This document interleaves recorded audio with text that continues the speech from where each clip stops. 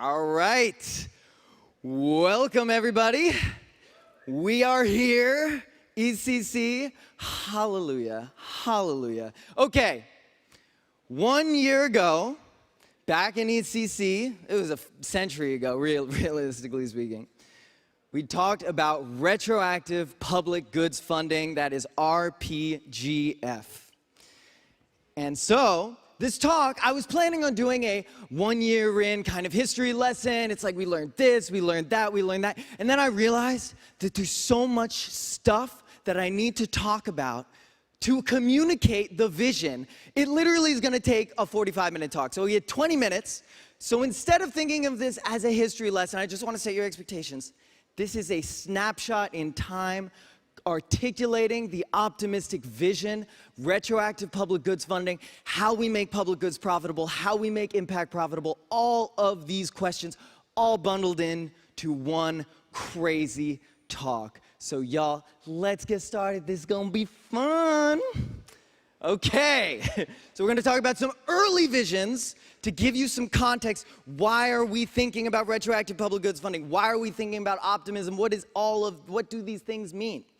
Okay, everything goes back to Vitalik, as it always does. 2014, Vitalik talks about Ethereum. He talks about DAOs. He named DAOs. He renamed it from DAC, from Decentralized Autonomous Corporation, to a Decentralized Autonomous Organization. Because we're not trying to recreate necessarily the old corporations, right? Organizations where it's at.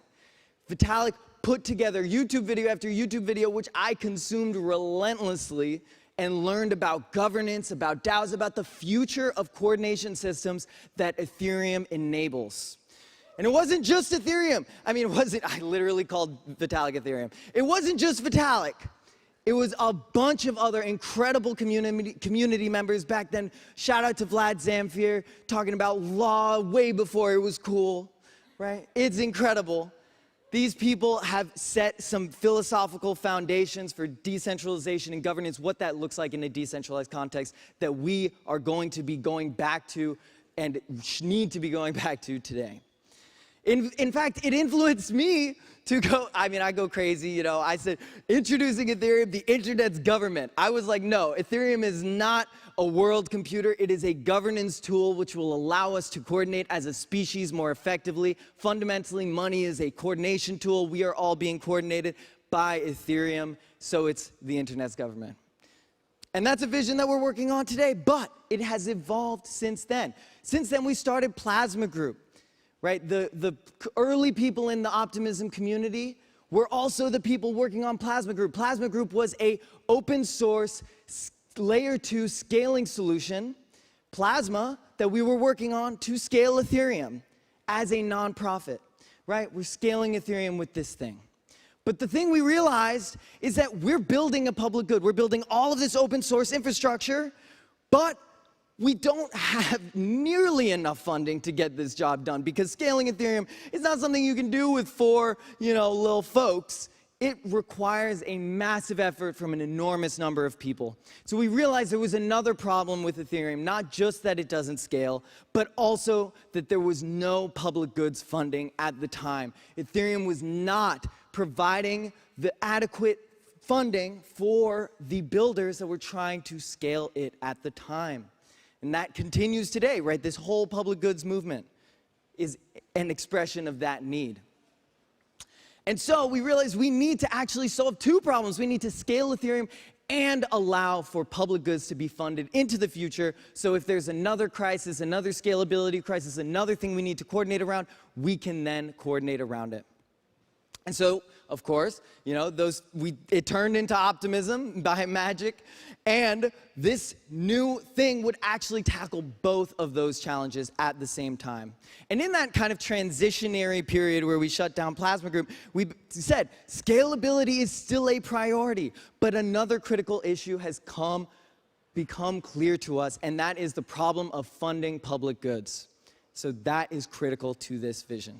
And so, of course, we're jamming, chatting with Vitalik, like, what are we going to do about this public goods stuff? You're talking about it all the time. And so we're writing this, manifesto back in 2019. And Jing, I just have to quote the original draft. It was, face it, financial maximization and ruthlessly undercutting the bottom line to milk the cracked, blistering, puzzle teat of the cash cow isn't effing working. This is why we wanted to build an alternative infrastructure in the first place. Remember? But we've soiled ourselves with our own bullshit ICOs and straight up Ponzi's. And it's like, okay, that's true, but, hold up. That's, it's like, okay, let's find the moderate approach. That's a classic V move. And so, came back, and it's like, lifeblood of the infosphere is not one-to-one trades, but rather it is public goods, public networks, and interactions and decisions that invariably affect thousands of people at the same time, all at once. When I release a public good, the world can consume it. When I release open source software, music, etc., all of these things, they are massively accessible to the world. That is an amazing thing. So, the optimistic vision, we're back at it, we're thinking about it, 2022. We're like, okay, we want a world where the systems governing our interactions benefit both their participants and the world at large. We want to create a system where positive externalities and, all the incentives are aligned. And the way that we would do this is we would, whoa, what's happening? We're going into the future. Crazy stuff's going on. Oh my God, we're here. Oh my God, what's going on?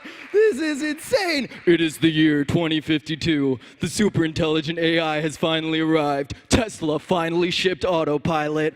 Rationalists no longer fear AGI risk. The AGI turned out to be pretty chill. Climate change has been solved thanks to a brilliant inventor named GeoHot. And most importantly, we live in a world where the systems governing our interactions benefit both their participants and the world at large, all thanks to optimism, Ethereum, and the public goods movement. Today, a young whippersnapper wanted to learn the history the old-fashioned way. So they logged into the library, and they found an old book, The Optimistic Vision. This is what they read. We're going in the library, pulling out a book in our digital universe.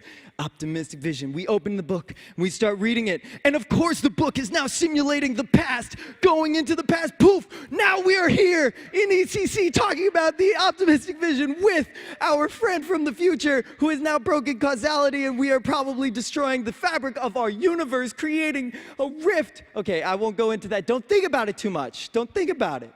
We're back in the present, y'all.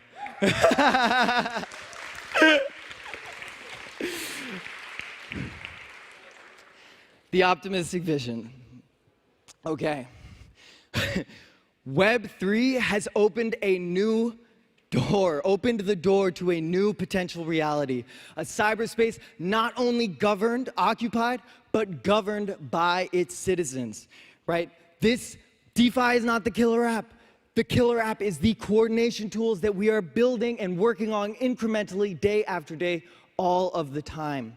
And we are presented with an opportunity to reinvent the way that we organize in this digital age. Today, we organize through these mega corporations that control the public goods of the internet. They are the kind of, they keep everything on the rails, and they govern the progress and the innovation. And, these systems, these governance systems that we use are hundreds of years old, based on traditional, the classic stock market. And look at these guys, they're governing these systems that we control. And my God, Bob is really happy. I gotta say, I can't hate on Bob right here.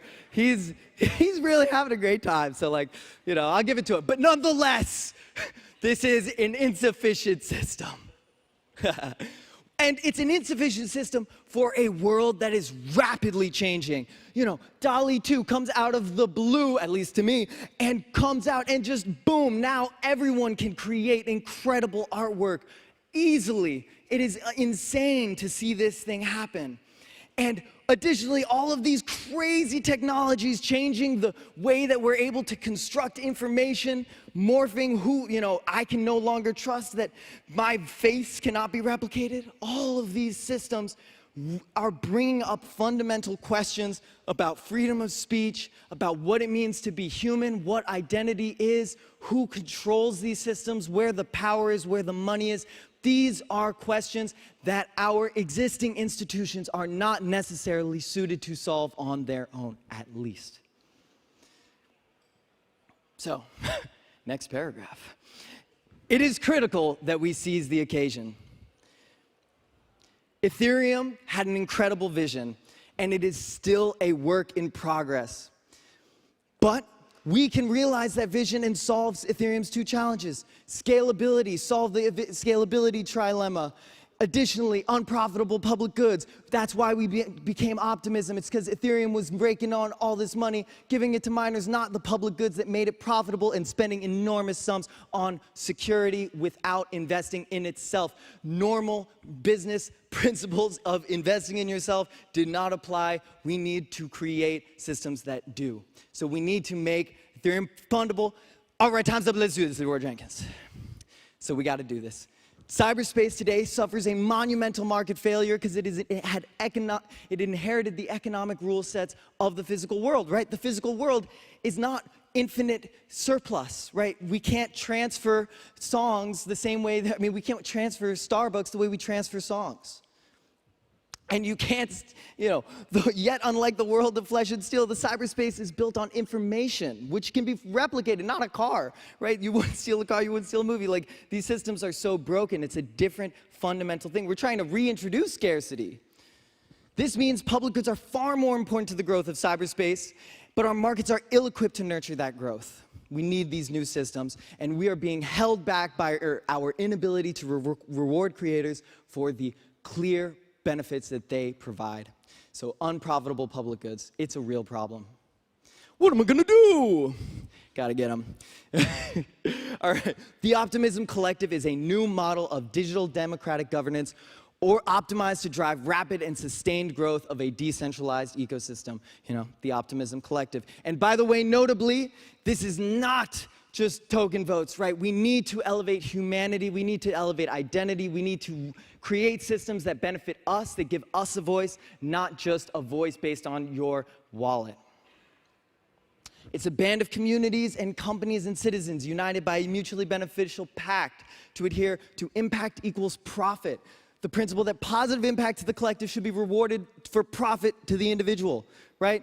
We are a community, and optimism is the fabric of all of these people, right? People organized into different groups, different crews, whatever, and we need to unify everyone with a common fabric, and that is our role. And impact equals profit is critical in doing so because we need to be providing profit to the projects and the people who are giving impact to the collective. Impact equals profit. And this axiom can serve as a North Star, motivating the creation of a more productive and empathetic economy. Notably, we know that there's no objective impact measurement, but by measuring our subjective sense of impact, we can do a better job of aligning interests with the collective good. So, the Optimism Collective will dispel the myth that public goods cannot be profitable. Impact equals profit. We will constantly provide massive retroactive incentives for things that benefit optimism, Ethereum, and the collective as a whole. That's retroactive public goods funding. It's easier to fund things after they've happened than before they've happened, right? This is fundamentally easier, and investors can provide the upfront cash. So this is why we created this virtuous cycle of retroactive public goods funding. These collectives are the propellant for growth, right? We're trying to grow this ecosystem of public goods. And this growth can yield profit for the collective, and the profit for the collective enables us to invest more in public goods. It is a virtuous cycle where, we're giving value to these builders, the builders are giving value to the people are giving value to the protocol is then giving value to the builders. It is a virtuous cycle that we can all live by. And we also do need to scale Ethereum, can't forget about that, just FYI. It's very important. Everyone forgets. Anyway, virtuous. I don't know, that was a trippy, weird image that I found. Okay, we expect that the collective's interest will increase over time and that I will go over my time, but just like a minute, I promise. Sorry, it's a little longer than I expected, but nonetheless, we start out with smaller scale public goods, and we can expand over time until we have reached the globe's public goods. And we imagine a future where that is extremely commonplace, that these digital realm public goods actually expand into the physical world. Right? We can fund, disease prevention. We can fund green energy. We can fund the biggest challenges that we have as a species, and we need better coordination systems to do it than what we have today. And it may seem crazy, this may seem crazy, but it is really not crazy, because you got to be optimistic. If you're pessimistic or optimistic, choose the optimistic path, because we can make a better world. And it's really hard to predict how things change, because exponential growth is extremely hard to predict. It's insane. Anyway, we start out small with a sense of pragmatism, but we aim big out of an overwhelming sense of optimism. Feet on the ground in the clouds. This is a terrifying image, absolutely terrifying. I have no idea who the hell would do that to a great saying. Anyway, right? We want to create this future. We want to create a coordinated cyberspace, and together we will summon Ether's Phenix. And just really quick, Ether's Phenix, we're doing all these things on the blockchain, right? We're building things, contributing to the public good and the public welfare. Version 1 of the collective might reward this person. Version 2 rewards that person, but forgets about the second person who's done some contributions. Version 3 rewards another person, but left out 2 other people. But if you keep this cycle of iterative progress and the things are recorded, then Ether's Phenix, the ultimate version of this coordination system, can look back into the past and reward those who are actually having an impact. This is how today, even though you don't think the future is possible, you should be building towards it, because it will reward us for helping us get there. So, Ether's Phenix, I'm not saying I'm going to change the world, but I guarantee that it will spark the brain that does change the world. Tupac Shakur. I will say, as one of my favorite quotes, I just love that quote so much. Anyway, stay optimistic, y'all. Absolutely. And now, for the final thing, our protagonist is going back into the future, traveling back into the book. Bang! Oh no, what's happening? Oh my God.